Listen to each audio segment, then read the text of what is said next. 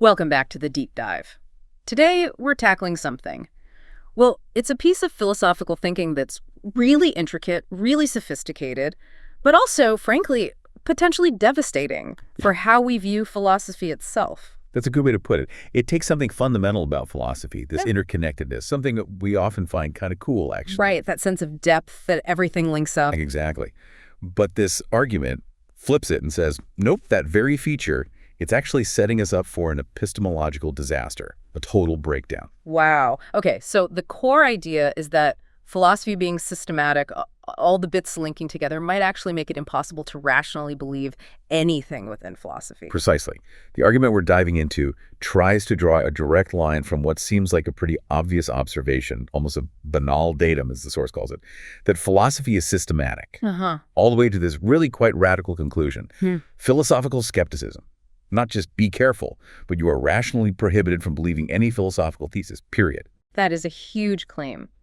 So our mission today is to unpack how that works. How does this simple fact of interconnectedness supposedly lead to this prohibition on belief, no matter how good your arguments feel right now? And it helps, I think, to see where this idea sits historically, because systematicity wasn't always seen as a problem. Quite the opposite. Not really. Yeah, if you look back at, say, 19th century idealism thinkers like Josiah Royce, they absolutely celebrated the systematic nature of philosophy. Right, they saw it as a strength. Definitely. Royce, for example, thought philosophy dealt with the absolute, the whole picture. And for him, any tiny connection or separation you admitted anywhere in your thinking had massive, absolute implications for the entire system. Everything was tightly interwoven. It was a feature, not a bug. Okay, that makes sense for that kind of grand, holistic philosophy, but then things changed. Dramatically. With 20th century analytics philosophy, that whole systematic view started to look really unwieldy, maybe even impossible to actually do. It felt too big, too interconnected to make progress. So what was the alternative? The new approach, often linked to Bertrand Russell, was basically divide and conquer. Break it down. Exactly. The idea was, okay, these big sprawling problems are too much. Let's carve them up into smaller, manageably self-contained units. You focus intensely on, say, the definition of knowledge, or maybe the problem of reference and language. And the hope was you could make real solid progress on that specific piece while kind of, putting the bigger system questions on hold for a bit. Just bracket them off. That sounds, pretty practical, right? When you're drowning in complexity, you try to solve one corner of it first. Why tackle the whole universe if you can just figure out, causation? Well, because the absolute core argument we're looking at today says that whole strategy, it just doesn't work. It fundamentally fails. Why? Because, the argument goes, the only philosophical units that are truly self-contained, that don't ripple outwards and affect everything else, are so massive, basically, the whole system again, that they're just not manageable. Not for one person, maybe not even for a whole community over decades. So the idea of manageably self-contained is an illusion. It's an illusion born of necessity, perhaps, but an illusion nonetheless. The sheer sprawl of philosophical connections means that the assumption that you can settle issue A, let's say, causation, without it messing with the evidence for issue Z hundreds of steps away, like free will, that assumption is just mistaken. The moment you make a firm move in one area, it sends tremors through the whole web, changing the evidential balance everywhere else, whether you realize it or not. That's the claim. And if that's true, then the whole divide and conquer project wasn't solving the problem. It was just maybe hiding from it, masking this deeper, potentially unsolvable issue rooted in the very nature of philosophy. Okay, let's really pin down what this thorough interconnectedness means for the argument, because just saying things are related isn't enough to get us to skepticism. We need the mechanism. Exactly. We need to move beyond just, metaphysics relates to ethics. The key concept here is evidential instability. Evidential instability, right. It means the connections aren't just passive links. They're impactful. When you start digging into one philosophical question, you inevitably start pulling on threads that lead to dozens of others. And crucially, these connections are strong enough that figuring something out over there can actually change how plausible your original idea seems over here. It induces shifts in plausibility. Okay, that sounds powerful. Let's make it concrete. You mentioned the example of materialism, the idea that we are purely physical beings. How does investigating that trigger this instability? Right, so you start looking into materialism. Maybe you look at brain scans, mind-body correlations. Seems pretty straightforward initially. Yeah, seems like science might handle that one. But very quickly, you realize you can't just stick to the empirical data. To really defend materialism, you get dragged into a whole host of other debates, spanning different philosophical subfields. You had to take positions on metaphysical questions that, on the surface, look totally separate. Like what, for instance? Well, you immediately run into questions about composition. What makes a bunch of particles count as one thing, like a body? And how does that thing relate to its parts? Is it just the sum of the parts or something more? Then there's persistence. How can I, this supposedly material object, be the same person over time if my physical parts are constantly changing? What makes me me from one moment to the next if the matter isn't the same? Right, the ship of Theseus problem, but for people. Exactly. Yeah. And what about explanation itself? Can purely material processes genuinely explain subjective consciousness qualia, that feeling of what it's like? Or do we need something irreducible there? See, the moment you commit to an answer on any of these, say you adopt a specific theory of persistence that allows for part swapping, that choice immediately feeds back and either strengthens or potentially weakens your core claim about materialism. And that's just the metaphysics side. You mentioned epistemology, too, how we know things. Absolutely. Yeah. You can't avoid it. You have to grapple with skepticism about identity. How can I be certain that the person remembering doing something 5 years ago is actually the same entity as the one who did it, if I'm just a shifting collection of particles? And what about conceivability arguments? I can conceive of my mind existing without my body, therefore they must be distinct. A materialist has to explain why that kind of conceivability isn't good evidence for dualism. All these aren't side issues. They're core battlegrounds you must engage in to defend materialism. Wow, okay. It really does sound like trying to navigate this massive, interconnected, like a giant circuit board. You change one connection and the current flows differently everywhere else. And we haven't even mentioned ethics. Exactly. Materialism has huge downstream consequences for things like free will, moral responsibility, maybe even intrinsic value. Yeah. If you adopt a very reductive form of materialism where everything is just deterministic physics, Yeah. then free will looks pretty shaky. Right. And if free will is shaky, then our standard notions of moral responsibility, the basis for law and praise and blame, start to look really problematic. Now, you could try to redefine freedom in a way that's compatible with materialism. Like compatibilism. Sure. But notice what happens. By adopting that compatibilist view of freedom, which is itself a huge philosophical debate, you might shore up your materialism, but potentially at a significant cost to your intuitive understanding of what moral responsibility really means. The plausibility shifts again. So these connections are impactful because they force these trade-offs. They induce shifts in plausibility. Let's talk about that specific example you mentioned, Peter Unger's challenge. Yeah. How does that show materialism becoming implausible? Unger's argument is a classic example of this dynamic. Materialism, just based on, say, mind-brain correlations, might seem very plausible on its own. It's like the simplest explanation. Yeah, Occam's razor might favor it initially. But then Unger brings in this seemingly unrelated issue, the metaphysics of vagueness and composition. Okay, how does vagueness cause trouble for materialism? Well, if you're a materialist, you have to say that you are some kind of composite physical object made of atoms, molecules, cells, whatever. Right. Now think about vagueness. Is there a precise number of atoms that constitutes you? If you lose one atom, are you still you? What about 10? 1,000? Where's the exact cutoff point? Most metaphysical accounts struggle to give a sharp, non-arbitrary boundary. Identity for composite objects seems inherently vague. Okay, so there's no definite line. It's fuzzy. It's fuzzy. But the existence and identity of this physical thing that is me is fundamentally vague, meaning there's no objective fact of the matter about whether I persist from this moment to the next under certain changes. Uh-oh. I see where this might be going. Then the philosophical cost becomes enormous. Our concepts of moral responsibility, legal identity, planning for the future, even rational thought itself seem to presuppose clear, non-vague identities over time. So the initial, seemingly plausible materialism, once you trace its implications through the metaphysics of vagueness and composition, suddenly forces you into this incredibly awkward position where basic features of our self-conception seem threatened. So the burden of proof shifts. The cost of holding materialism, when you factor in all its systematic consequences, suddenly seems way too high. It flips from plausible to, well, maybe deeply implausible. That's the instability in action.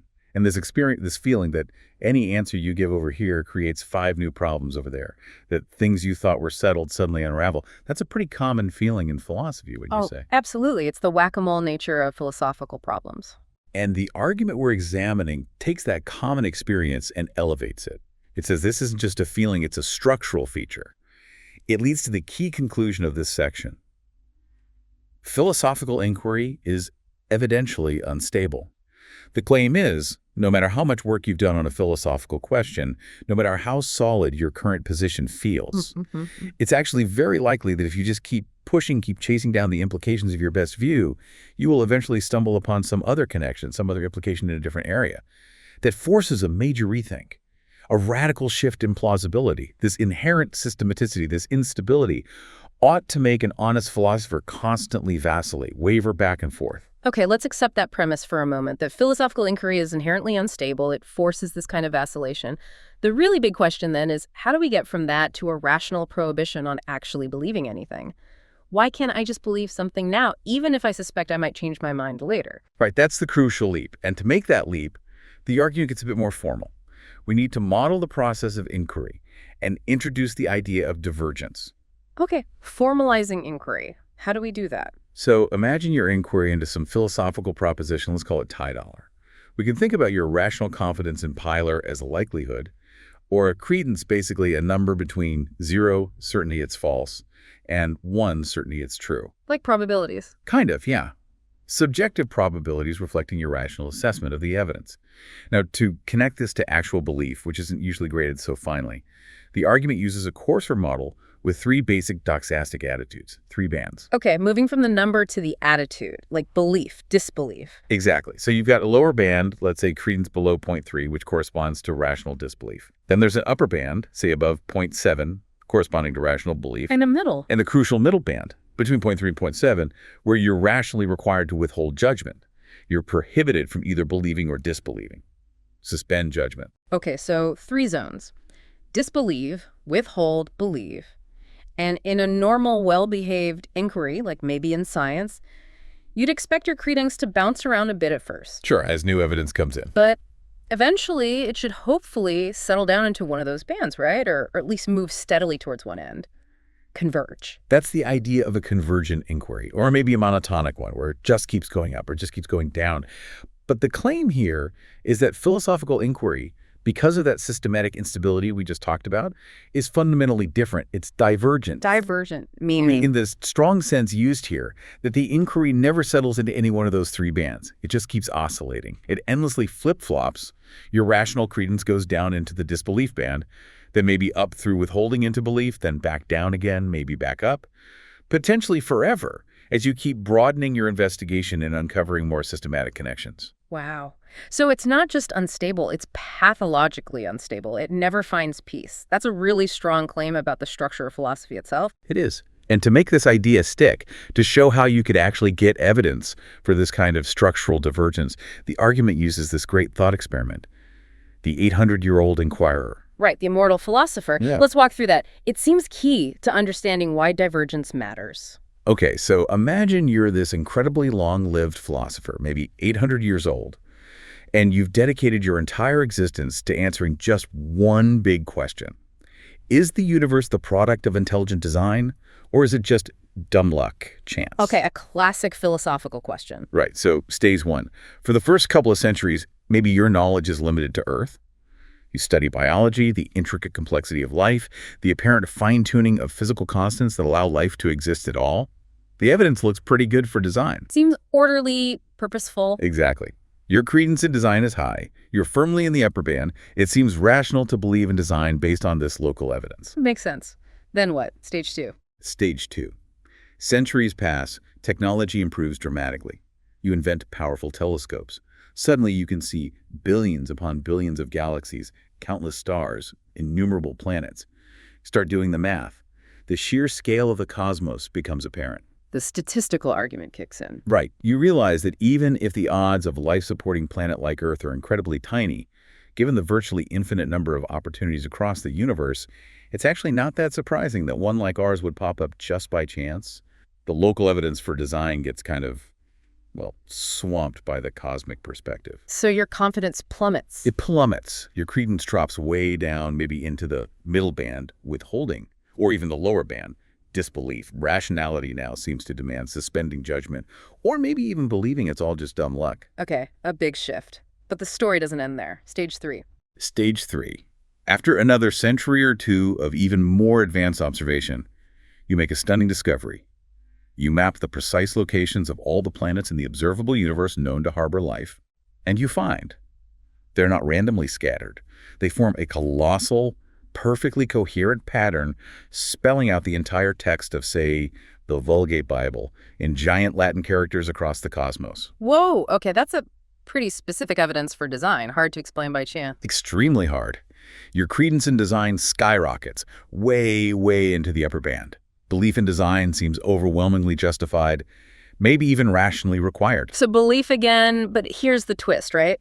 Because you're 800 years old. Exactly. Because you're 800 years old, you've seen this movie before. You've been through this massive swing from belief to disbelief withholding, and now back to belief. You now possess very strong inductive evidence, not just about the first order question, design versus chance, but about the nature of the inquiry itself. You've learned that this investigation is structurally prone to these wild swings. You have excellent reason to predict that if you keep inquiring, maybe you develop ways to look beyond the observable universe, or you start investigating the quantum mechanics underlying the Bible spelling pattern, you will inevitably find some new context, some deeper randomness or alternative explanation that will make the pattern dissolve and your credence will plummet again. The pattern of flip-flopping is the higher level pattern you've discovered. You have strong inductive evidence that continued inquiry will diverge, it will keep oscillating, it never stabilizes. That's the crucial insight from the thought experiment. You gain reliable evidence that the inquiry is divergent. Okay, so now we get to the punchline. You're staring at the universe, spelling out the Bible. The first order evidence for design is about as strong as you can imagine. But you also have this second order knowledge that this state is temporary, that the inquiry will inevitably swing back the other way. Right. With high probability based on past experience, that this overwhelming evidence is structurally unstable within the context of the larger ongoing inquiry. And that knowledge, the argument claims, is what prohibits belief, even when the current evidence screams for it. This is where the Divergent Inquiry Principle, DIR, comes in. Yes. Now we can state the principle formally, DIR says.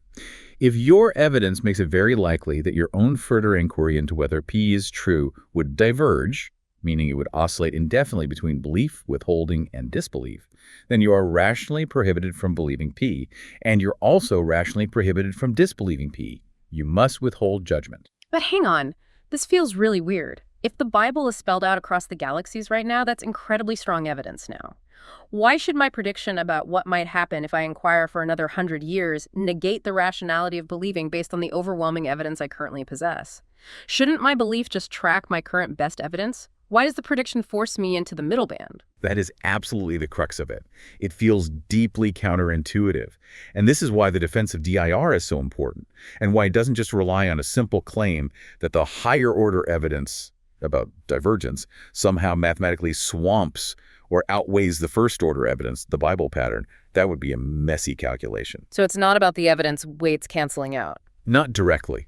The defense of DIR is more philosophical. It's grounded in norms of rationality, specifically what are called zetetic norms, the norms that govern rational inquiry itself. Okay, let's spend some serious time on this defense of DIR. If it's not just about evidence swamping, we need to understand what gives this knowledge of future divergence the power to override present certainty. You mentioned zetetic norms and the rules of rational inquiry. Right. How do they create this normative pickle you referred to? Right. Think of zetetic norms as the rules of the road for being a rational, intellectually honest truth seeker. The argument for DIR essentially says, if you know your inquiry into colors is divergent and you try to form a stable belief or disbelief and dial anyway, you trap yourself. You put yourself in a situation where you're rationally required to do two incompatible things at the same time. That's the pickle. You're forced to violate rationality one way or another. Okay, like a logical catch-22 for belief. How does that work? What are the two incompatible demands? The argument usually has two main premises, drawing on two different kinds of zetetic norms. The first premise focuses on the idea of arbitrariness and appeals to a norm that, in a sense, obligates further inquiry under certain conditions. Obligates inquiry. Why would I be obligated? Because if you know the inquiry is divergent, Your current evidential state is just a temporary peak or trough in an endless oscillation. Then choosing to stop inquiring right now and declare a final belief seems objectionably arbitrary. Why this moment? Why privilege the current evidence when you have excellent reason to believe that further, equally rational investigation will soon undermine it? I see. If I'm genuinely seeking truth, and I know the apparent truth is about to flip, stopping now looks like I'm just picking the answer I like, or just getting tired, not following the evidence where it leads. Exactly. It violates a kind of norm of epistemic diligence or non-arbitrariness. If you claim to be aiming for a stable, true belief, but you know the path forward will just keep undermining any stability, then arbitrarily planting your flag here seems irrational. Yeah. So the first part of the pickle is knowledge of divergence rationally pressures you to keep inquiring, to not settle prematurely. Okay, so premise 1. Knowing it diverges means I kind of have to keep looking if I were to try and settle on a belief. What's the other side of the trap? The other side comes from the second premise, which relies on a different zetetic norm, often called the don't believe and inquire, DBI principle. This acts as an inquiry prohibiting norm under certain conditions. He basically says, you are rationally prohibited from simultaneously believing that teller is true and actively inquiring into whether teller is true. Okay, DBI, don't believe and inquire. That sounds pretty intuitive, actually. Why is it a formal prohibition, though? The justification usually rests on the function or the nature of belief and inquiry themselves. When you genuinely believe something, you take the matter to be settled, closed, resolved, at least for practical purposes, or from your current epistemic standpoint. That's what belief does for us. It closes deliberation. Right, you stop questioning it in a way. Whereas the very act of inquiring into whether tellers is true, asking the question, searching for evidence, wondering about it, inherently involves treating the question as open, unsettled, unresolved. I see. Open versus closed. Exactly. So DBI says rationality prohibits you from adopting these two contradictory stances towards the very same proposition at the very same time. You can't rationally treat the question of Bellers as both settled by believing it and open by inquiring into it. That's a performative contradiction. Okay, now I think I see the normative pickle clearly. Let's go back to the 800-year-old staring at the Bible and the stars. If I decide, okay, I believe in design now, what happens? Right. So you form the belief, but you know the inquiry is divergent. Premise 1, based on non-arbitrariness, kicks in and says, whoa, you can't just stop here. You know this is temporary.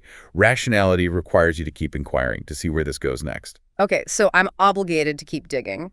But premise 2, DBI, immediately says, hang on, you just formed a belief. You took the question as settled. Rationality prohibits you from inquiring into a question you've already settled by believing the answer. So I'm rationally required to continue inquiring and rationally required to stop inquiring all at the same time just because I formed the belief in the first place. That's the trap.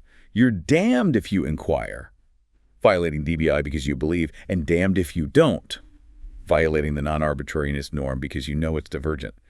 The only way out of this rational contradiction, the argument concludes, is to never get into it in the first place. Meaning? Meaning you shouldn't form the belief. The only rational stance that avoids violating these incompatible zetetic norms is to remain in the middle band to withhold judgment. That's how the knowledge of divergence via these norms of inquiry translates into a rational prohibition on belief. Wow. Okay, that's a clever argument structure. But that DBI principle, that belief inherently means taking the question as closed that feels like the point someone might push back on, doesn't it? Absolutely. That's probably the most common and most promising line of objection against this whole argument. How does the objection go? Well, people argue maybe belief isn't quite that strong. Maybe I can believe PID, say, I believe God exists, but still remain curious, still inquire into the nature of God or the finer points of the arguments without feeling like the core question is totally slammed shut. Maybe belief just means leaning heavily towards or accepting as true, for now, not settled once and for all. If belief is weaker than settled, then DBI loses its bite. Right. If believing doesn't strictly forbid further inquiry, then the contradiction collapses. Precisely. If I can rationally believe and continue to inquire, then the normative pickle dissolves. The argument seems to fail. So does the systematicity argument just die there? Not necessarily. This is where the argument shows its robustness. It has a fallback position. It can actually concede that point about mere belief and still reach a conclusion that's almost as devastating. It retreats slightly to focus on knowledge. Okay, tell us about this retreat to knowledge skepticism. How does that work? Even if we grant that mere belief doesn't necessarily close inquiry, pretty much everyone agrees that knowledge does. If you claim to know PR, you are definitely taking the issue as settled. You're not still wondering whether beliefs is true if you know it. Okay, knowledge implies settledness. That seems much harder to deny. Right. So we can reformulate the argument using a slightly modified principle. Let's call it Divergent Inquiry DIR. It says, if your evidence makes it very likely that your further inquiry into P would diverge, then you are rationally prohibited from believing that you know P. Okay. So the prohibition shifts from belief in P itself to belief that I still can't rationally think I know any philosophical thesis because the inquiry is divergent. Exactly. The argument structure works just as well for knowledge belief. Knowing the inquiry diverges puts you in a pickle if you try to claim knowledge, because knowledge implies settledness, prohibiting inquiry, while divergence implies non-arbitrariness, obligating continued inquiry. So you're rationally barred from believing you know any philosophical view. That already sounds pretty bad for philosophy, a field where you can't rationally believe you know anything. But how does this get us back to the original, stronger conclusion about the prohibition on mere belief? It comes back through the relationship between knowledge, belief, and assertion. There's a strong philosophical tradition arguing that knowledge is the norm of assertion. Basically, you shouldn't assert Pew dollar, claim to dollar is true, either out loud or even just to yourself, unless you're in a position to know pay dollars. Okay, so assertion requires knowledge, or at least aiming for knowledge. Right, and many philosophers think that belief is essentially a kind of inner assertion. When you truly believe, you're endorsing it, committing to it internally. Now, if the systematicity argument successfully shows that you are rationally prohibited from believing, any philosophical dollar, then you're also prohibited from meeting the necessary condition for rationally asserting banali. And if you can't rationally assert panels even internally as belief, then it seems you really shouldn't be believing panel either. If the highest rational achievement you can aspire to regarding Gedalos is, I am rationally forbidden from thinking I know this, then forming an outright belief in panels starts to look epistemically irresponsible. So the retreat to knowledge skepticism loops back. Because if I can't believe I know it, I probably shouldn't believe it at all. That's the final move. The pressure from being unable to rationally claim knowledge creates immense pressure to withdraw assent altogether, pushing us back towards the original strong conclusion. A rational prohibition on belief in philosophical theses, rooted ultimately in the systematic, divergent nature of the inquiry itself. It's a remarkably resilient argument. Okay, this systematicity argument, grounded in the very structure of philosophy and these norms of inquiry, it definitely feels different, more potent somehow, than just general worries about being wrong. But skepticism has a long history. We need to be really clear how this specific argument stands apart from other well-known skeptical routes. It would be easy to just lump it in. Absolutely. It's crucial to distinguish it because its strength lies in its specificity. Let's tackle 3 common skeptical arguments and see how systematicity differs. First, the principle of total evidence. Right, the idea that since our evidence is always incomplete, we should be cautious because there might be some crucial piece we're missing that would overturn everything. So suspend judgment out of humility. That's a general caution, applicable anywhere. But the systematicity argument is doing something much more specific and arguably stronger. It's not just saying, beware, there might be undermining evidence out there somewhere, like a general warning about clever deceivers or unknown unknowns. It's claiming you have positive inductive evidence based on the observed structure of philosophical inquiry, like the 800-year-old's experience, that further inquiry will reveal evidence that forces a flip-flop. It's predicting divergence based on the system's nature. So it's not just abstract possibility of error.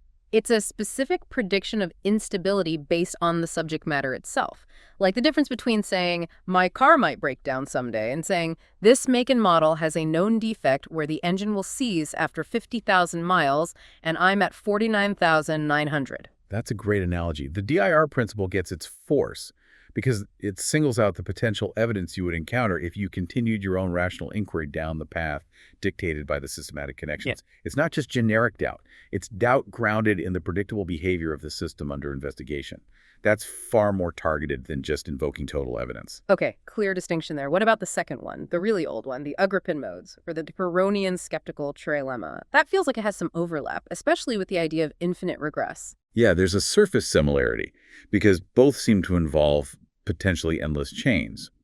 But the Agrippin trilemma is fundamentally about the structure of justification itself. It argues that any attempt to justify a belief must end in one of 3 places: an infinite regress, each reason needs another reason, a circle, reasons eventually rely on each other, or an arbitrary assumption, a reason with no further backing. And since none of those seem satisfactory, justification fails, leading to global skepticism. You can't justify any belief. Right. It's a completely general attack on the very possibility of justification, applying equally to science, math, everyday perception, everything. But the systematicity argument isn't doing that. No, not at all. It doesn't really take a stand on whether justification ultimately rests in foundations or coherent webs or anything like that. It doesn't rely on analyzing the abstract structure of giving reasons. So what does it rely on? It relies on contingent, empirical-like claims about the specific nature of philosophical evidence, namely, its tendency towards instability and divergence due to systematic connections, and crucially, it claims this is a feature specific to philosophy, or perhaps other highly systematic abstract domains, not a universal feature of all inquiry. Ah, so it's domain-specific skepticism. Exactly. The argument, if it works, explains why philosophy might be rationally untenable in terms of belief, Right. without necessarily touching our ability to believe things in physics or history or everyday life where inquiry might actually converge. We don't expect our investigation into, say, the boiling point of water to suddenly make us doubt the existence of chairs because of some unforeseen connection to the metaphysics of modality. That kind of radical, impactful instability is claimed to be characteristic of philosophy. Okay, that's a major difference. Global versus domain-specific skepticism, based on evidence behavior rather than justification structure. Got it. Now, the third one, which is probably the most discussed form of skepticism in contemporary philosophy, disagreement skepticism. Right. The argument from peer disagreement. This one seems powerful, too. It says, look around. For pretty much any major philosophical view you hold, there are brilliant, informed, rational people, your epistemic peers, who've looked at the same evidence and arguments and reached the exact opposite conclusion. Yeah. And the skeptical conclusion is, if someone just as smart and knowledgeable as you disagrees, that disagreement itself constitutes powerful evidence that you might be wrong, and you should therefore significantly lower your confidence, probably down to withholding judgment. It's a compelling argument, based on a kind of epistemic humility in the face of equally competent opposition. But notice what it relies on. What's that? It relies entirely on a contingent sociological fact. The current distribution of opinions among philosophers, it's about who happens to believe what right now. Contingent, meaning it could change. Exactly. Imagine, hypothetically, some philosophical messiah comes along or some killer argument is discovered, and suddenly all the rational philosophers converge on, say, utilitarianism. They all come to agree. In that scenario, disagreement skepticism would simply dissolve. The sociological fact it relied on would no longer obtain, so the reason for skepticism would vanish. Ah, but the systematicity problem wouldn't vanish, would it? Not according to this argument. Even if everyone miraculously agreed on utilitarianism today, the underlying systematic structure of philosophy is still there. The moment they try to push that consensus further, applying it to tricky new cases, exploring its deeper metaphysical or epistemological foundations, the argument predicts that those systematic connections will inevitably kick in, create new instabilities, and cause divergence again. The consensus would be fragile and temporary, doomed to break apart as inquiry continued down the divergent paths. So systematicity is presented as a deeper, more fundamental problem than disagreement. Yes. In fact, the systematicity argument offers a powerful explanation for why persistent, widespread disagreement is such a stubborn feature of philosophy. It's not just that philosophers are unusually obstinate or biased, though maybe they are. It's that the very subject matter forces inquiry down paths that are guaranteed to oscillate and diverge. So disagreement is the observable symptom, and systematic divergence is the underlying disease. That's a good way to think about it. Systematicity provides a potential abductive justification for disagreement. It's the best explanation for the observed phenomenon. Why can't philosophers agree? Because the structure of their inquiry ensures they'll constantly be flip-flopping relative to each other. You might be at a stage where the evidence strongly favors view A, while your equally rational colleague, having explored a different set of systematic implications, is currently at a stage where the evidence strongly favors view B, not A. Both of you might be responding perfectly rationally to the evidence available at your current stage of the divergent inquiry. Wow. So disagreement isn't the fundamental problem. It's just what you'd expect to see if philosophical inquiry really is systematically divergent. Precisely. That's why this argument claims to cut deeper than disagreement skepticism. It's not about sociology. It's about the intrinsic structural nature of philosophy itself, leading to this stark conclusion about the rational impossibility of stable belief. Okay, let's try to wrap our heads around the final picture here. If this argument holds, its conclusion seems inescapable, at least within its own framework. Philosophy's systematic nature, its deep interconnectedness, guarantees that inquiry is divergent. And because of the norms governing rational inquiry, like DIR and DBI, this divergence logically prohibits us, you, me, everyone, from rationally believing any substantive philosophical thesis. That's the core finding, yes. It essentially argues that the very thing that makes philosophy potentially profound, its ambition to connect everything, is also what makes achieving its traditional goal, settled true belief, rationally impossible. It feels like, well, like the whole enterprise of seeking truth about the big questions, metaphysics, ethics, epistemology, has just been rationally canceled by its own internal logic. It's definitely a disaster in the sense that it dashes the common expectation or hope that philosophy can deliver stable, justified beliefs about ultimate reality or how we should live. The argument suggests we can gather evidence, we can reason, we can follow implications, but we can never rationally reach the point of planting our flag and saying, okay, this is the truth, I believe it. The system itself forbids that final step. So if that primary goal, truth-seeking, understood as achieving rational belief, is off the table, what's left for philosophy? What can we still rationally do when we engage with these questions? Is it just game over? The argument doesn't necessarily imply it's game over, but it does suggest a significant shift in what we can rationally aim for.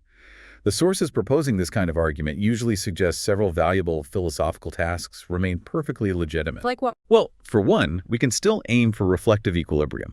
That's the ongoing process of trying to make our various beliefs and commitments consistent with each other. We can work on coherence, ironing out contradictions, seeing how different views hang together, even if we can't get definitive confirmation of their truth.